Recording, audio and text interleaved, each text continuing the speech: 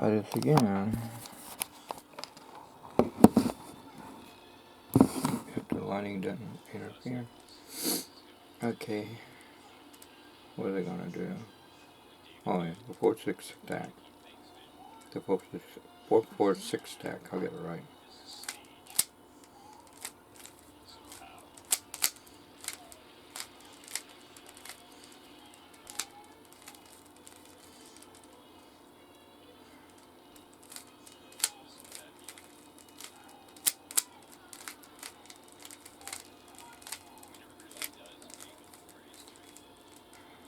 Okay, that's the 4-6 stack.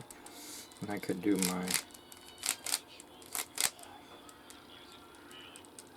checkerboard mix. Any kind of mix you use. For Stephen Browning's mix, or Crazy Sam mix, or Henry Harris mix, Tekamixi mix, J.C. Sun Makira mix. You can use it for matching. Or Kev G and Kolakaz mix. You can use it as matching, like the dice idea. Or anybody, Michael Murray and all that. This one guy took Michael Murray's The Solution up a notch last night and guided Penn to solve the cube. Penn Jillette.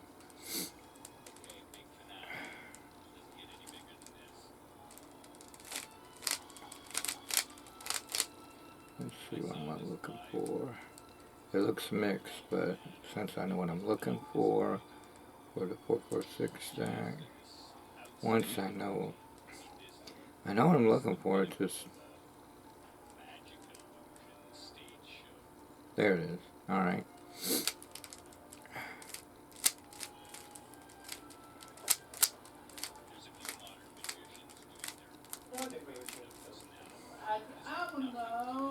Okay, the color you're thinking of is, well, it's very bright. You see, the sunwood used to be yellow, but now it's intense white because God's coming around the corner. It's God's timetable, as Pastor Cole says. Alright, and Pastor Asher and Nathaniel and John Radis, everybody agrees with Pastor Cole. Anyway, you can see that there's no white here, but there's white here.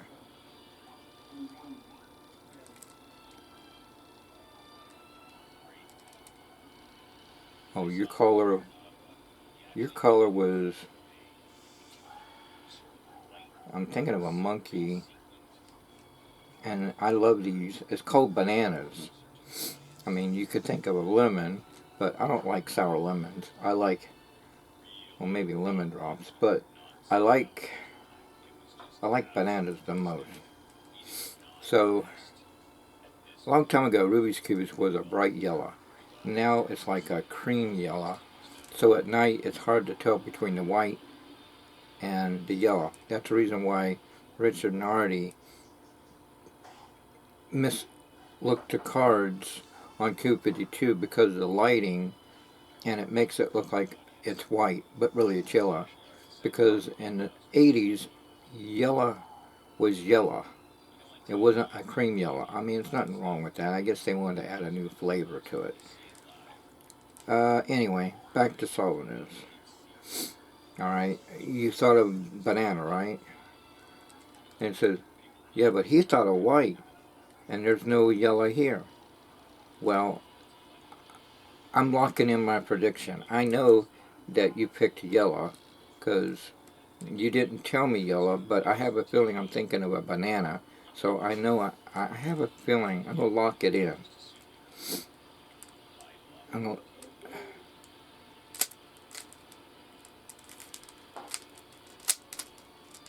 Come on, don't mess up now.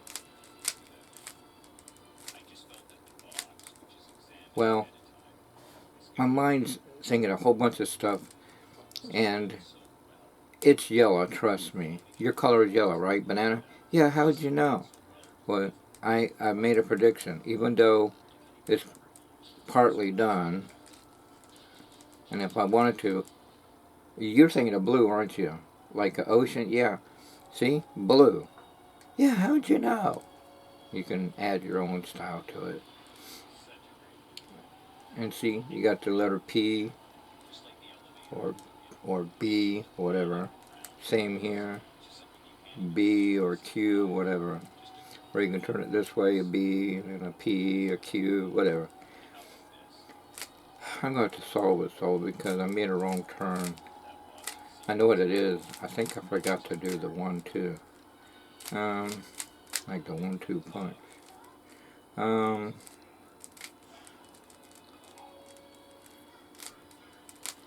Alright.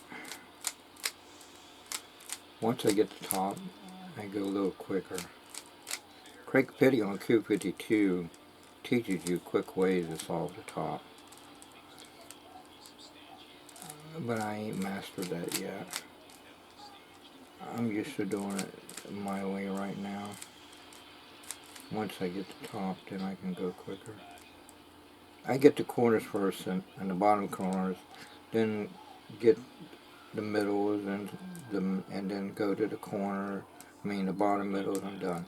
I used to get the corners, then the edges, and then the middles, and then the corners and middle. I was like, well, if I get the two corners here and I get the two corners here, that would cut my solving time, because those are the most problems I have. The rest will just come into play pretty quick. Alright?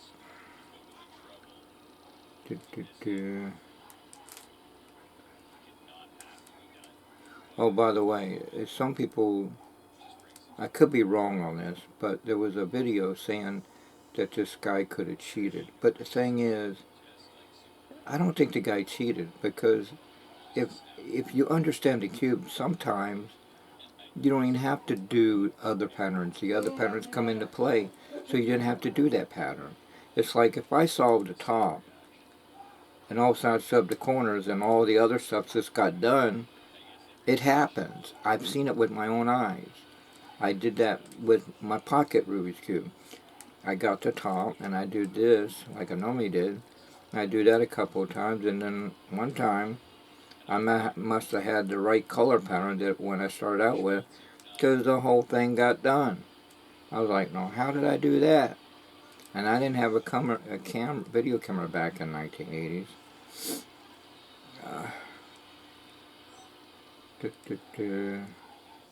Anyway, let me solve it.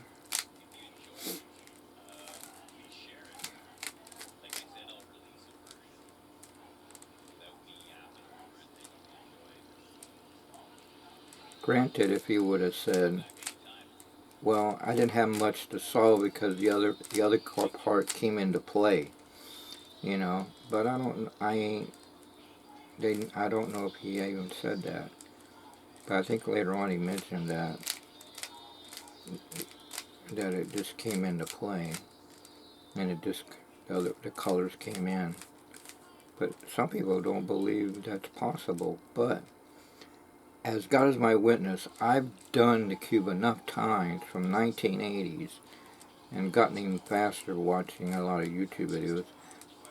And Greg Pitty saying his son learned shortcuts, so I thought, hey, I can do that. So I found shortcuts to even get quicker at it. Because son Ronnie Pitty's real fast at it. I know Craig could go fast too if he wanted to.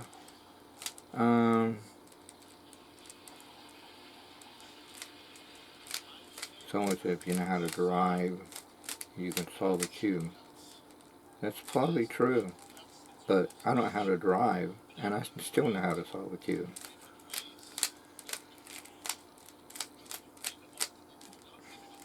If I knew all these trick solvers back in my school days, the kids would mix the cube up and watch me solve it. That was magical in itself. They were amazed I could do that. Mark Panishak and some others in the back seat, they would mix it up and watch me solve it. And even in school. And plus magic tricks, we each taught each other magic tricks. A guy named Steven and Richard and everybody, we all did magic tricks and all that. John Smith and everybody, and Alan and everybody. Do, do, do. And a guy named Peanut. He had red hair, and I can't think of his name.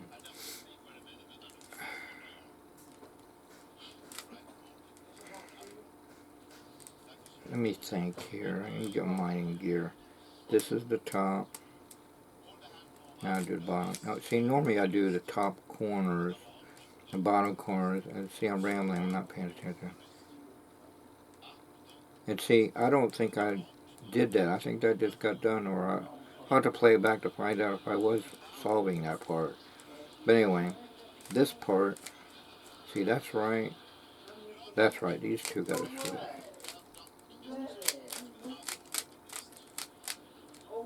Okay.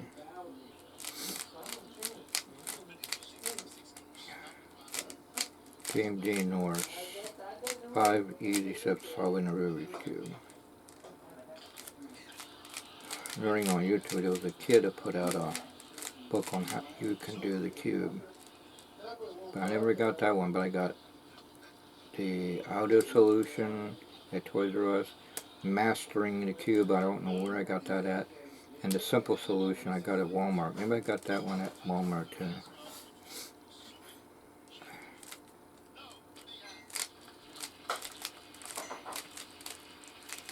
That kid is like that Star Wars kid that came out with his own Star Wars book. And like Copperfield, when he was young, he mint a pen, a mind reading trick with a pen. It was in one of the Toddler courses of magic, probably the section on mind reading. David said Copperfield. Okay, let's go over here. I normally would have done solved this, but when I'm talking, I'm not really focusing. Oh, what's this pattern?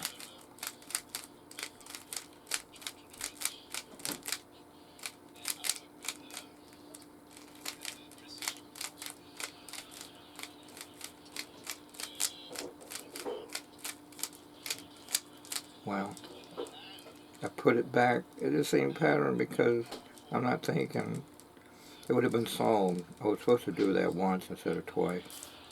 Oh well, I'll do it this version. I found 2 different ways to do it. It's just the other way was quicker.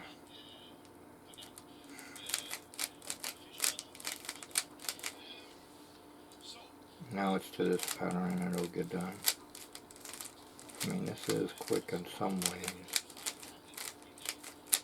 In other patterns I did it quick. But normally I was thinking, wait a minute, if I can do that, I'm just doing it again, so I did it again and it got done.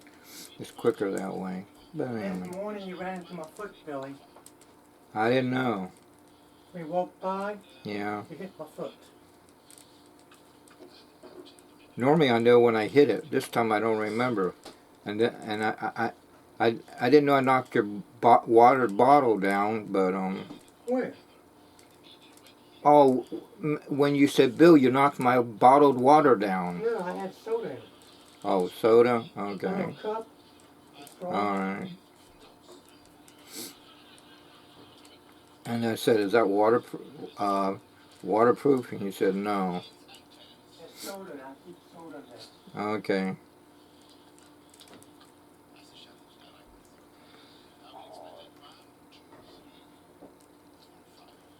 They gotta try not to say the word water or 3 or 5. But if they catch me saying it, they go, what'd you say?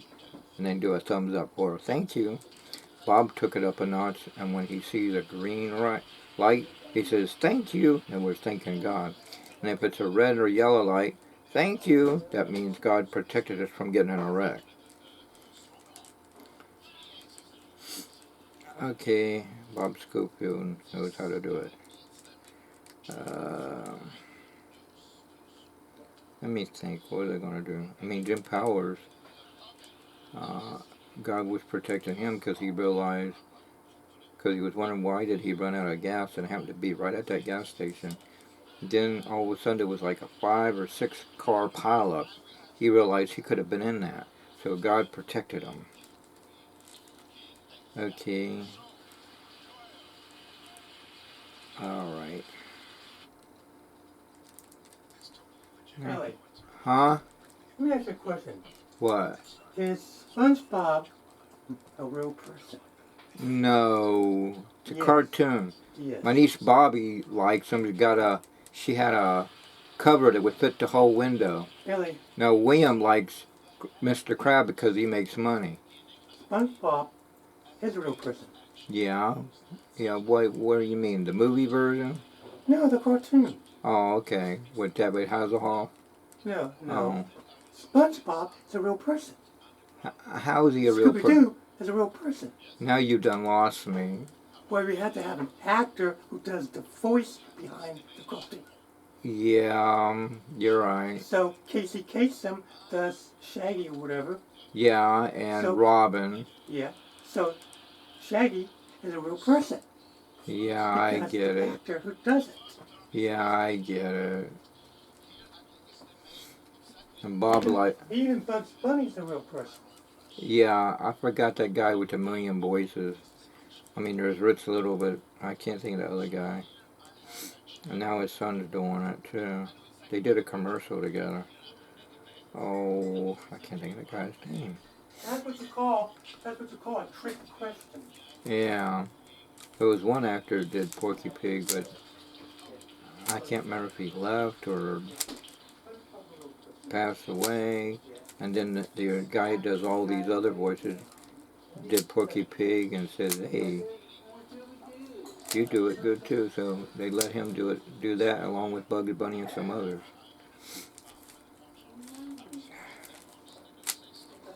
When he got in a wreck,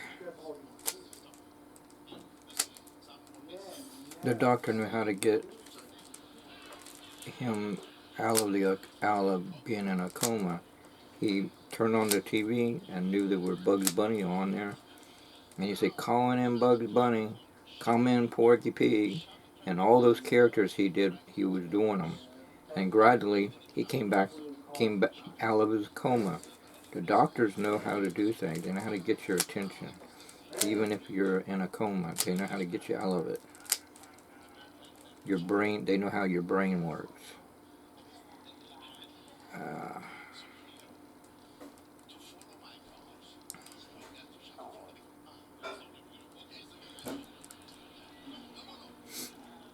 It's like when I had to get my wisdom teeth pulled, they kept my heart right. And before he did, he said I had to come back a second time for the other wisdom tooth. But when I was talking about David Copperfield and all these other secrets and all this other stuff, and then when I come to, and he said, "Don't worry, exit stage left," and the nurse said, "Yeah, follow this exit," because I was still drowsy. You don't need to come back for you. I did both your wisdom tooth in one sitting. Thanks, I appreciate it.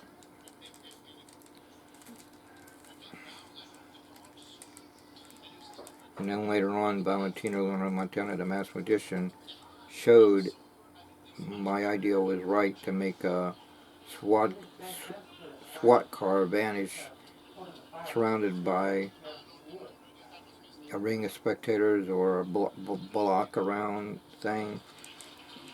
And my idea was right. When Copper made the car appear, that's all at Chrysler Hall. His father green car idea. I figured it was low down by cables, like you see in a museum where the things are hanging up, all the military jets and future jets and UFO jets. Anyway, they're all on strong cables, and that's what they showed how to do it, to make the car vanish. But in this case, when he made it reappear, he lowered it down, just like Robbie Compton Van Birch, the Prince magician, made a helicopter appear out of nowhere, staged screaming and lowered it from the rafters on, and then let the cables go up. And then, wow, a helicopter came out of nowhere on a tripod, on a circle tripod. But anyway, you can do a lot of ways. but and then Cuffer did the same thing for the car appearing. But the Masked Magician did it in reverse. He just made the car vanish by making it go up in the air instead of making it land.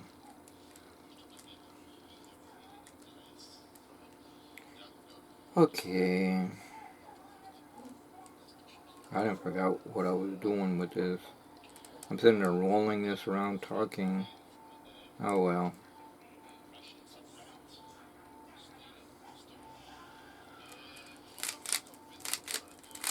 See, that's checkerboard. Then I do checkerboard again. Puts it back in the solve. So if I take a mix from a lot of magicians, like Stephen Grundy's mix, and I know what pattern it is, I do a checkerboard. Do a Stephen Grundy spin. Do checkerboard again. Look for yellow where it is and see. You can use any kind of pattern you want to use.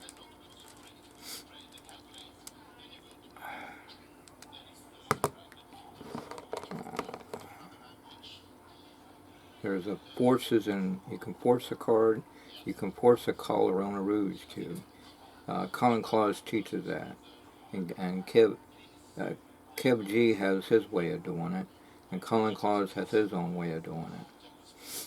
And you just and Craig Petty says, take all this 9 hours worth of stuff and mix all these ideas from all these magicians and pick and choose how you want to do it. You might even find ways to do your own. After you do this, you'll come across ways of doing it your own style. I mean, even Cuffer says, I know I got clones of myself, meaning there's people who mimic his routines to a T, but he doesn't mind that, but he would rather you find your own style. I mean, I find my own style. I might say a line like Copperfield and Doug Henning and David Blaine and Belinda and everybody, Princess Tanko and all that, but still I find my own style. I mean, eventually everybody will find their own style. Bob Schofield does his own style. And the way he does the invisible deck, I do it that way. But I've added a little twist with a box. And if I don't got that special box, then I'll just do it without the box. But when I do that on my YouTube channel, they say, hey, can I use that? Yeah, it's the same way Copper did it. That's the way Bob Schofield did it when he showed me in the 80s. And Bob didn't buy the deck. He knew how to make it himself, and he made me a deck of rough and smooth deck of cards. He made it himself. Bob said nothing against children today, but him and his brother made his own Halloween costumes, and they were the Headless Horsemen. Together, they looked like the Headless Horsemen. His wife's birthday is around Halloween. Tommy's birthday is October the 2nd. That's almost Halloween. But anyway, mine is June 10th, 1965. I've said it so much that William says, you know, I know your birthday more than I know my birthday. Why? Because you've said it so much, it's embedded in my brain. Well, it's like a Rubik's Cube, William. It'll become muscle memory. Once you solve it so many times, all of a sudden, it's muscle memory, like riding a bike, like doing juggling. If you keep it up, then it's muscle memory. My dad learned the juggling in the backyard on the picnic table, close to Shane Quigley and his parents, and before that, Kenny Bill and his grandmother's house with a chicken and a bunny rabbit with a red eye. But anyway, and had a peach tree. But anyway, chicken and roosters on it, and they had a grapevine. Anyway, and Shane Quigley, his parents moved in. But anyway, the picnic table was in the back, towards that way, and I taught my dad how to juggle. Then when my dad was watching me juggle at the church pavilion at Good News Baptist Church in Chesapeake, Virginia, he said, hey, Bill, give me the tennis balls. And he went to juggle. He was standing out. He said, Bill, you taught me wrong. I'm not doing it right. They're not. Well, I didn't know you had to learn standing up first, because he got used to sitting down doing it. That when he went to stand up it's not the same rhythm. So I learned it's important to learn the Rubik's Cube standing up first, so you can sit down and juggle two and standing up. You learn something new every day. And Ward Mac Palmer was pastor then in the 80s, and because the founding pastor of Dallas Angel, and it was founded in 1972.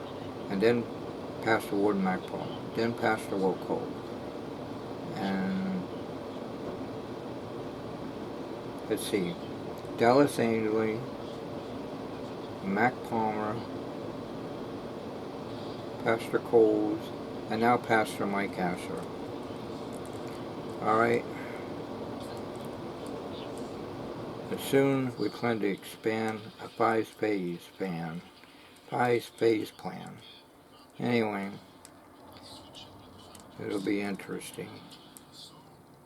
And when it gets done, like Jason Smith, the new youth director, says, we can say God did it. And God has done it anyway. God, from 1972 on up, has had it all worked out to be a Baptist church.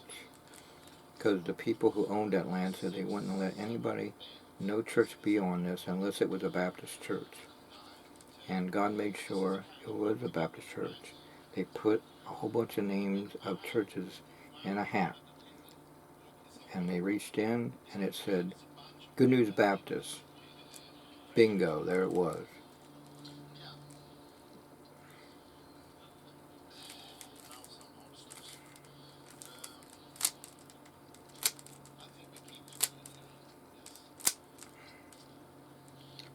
Okay. I was going somewhere with this cube and I don't know what I was going to do. I don't know. My mind's in another dimension. Sight and sound. Well, anyway. There's still more I need to learn from the Craig Petty thing. I can learn a lot of treasure trove in that. And Kev G and Colin Claus, I need to learn their stuff. And there's a guy named Jake, and then there's another guy that teaches something. Then there's Richard Nardi. He teaches stuff without the cube, and it's just amazing. See, he doesn't know how to solve a cube, so he just does stuff with the cards, which is good. And like I tell everybody, if you get it, if you don't happen to have the cards with you, but if you have a Rubik's cube, you can use a regular deck of cards, or if you have a marked deck of cards, either way, because there's some with the markings, without the markings, it doesn't matter. If you're good at shuffling cards and doing false cutting and all this stuff, and good with sleight of hand, you can use a regular deck of cards and a cube. But with the added version, the way Craig Petty does it with these cube designs, it really adds flavor to it. I like that. The colors stand out, and he's exactly 1,000 billion percent, gazillion to zillion percent, as his son Ryland Petty would say, for a product that you don't need glasses and you can see the markings. And with regular deck of marking cards, unless you're wearing special goggles that can read markings at a distance, I mean, it's hard to tell. But with these kind of markings, once you understand it, you don't even have to be too close, and you can know what color's on the bottom, what's on the top, what's the second card. And with practice, you could probably name the whole deck of cards, like D-Land's automatic playing cards. Club Heart, Spade of Diamond, add 3.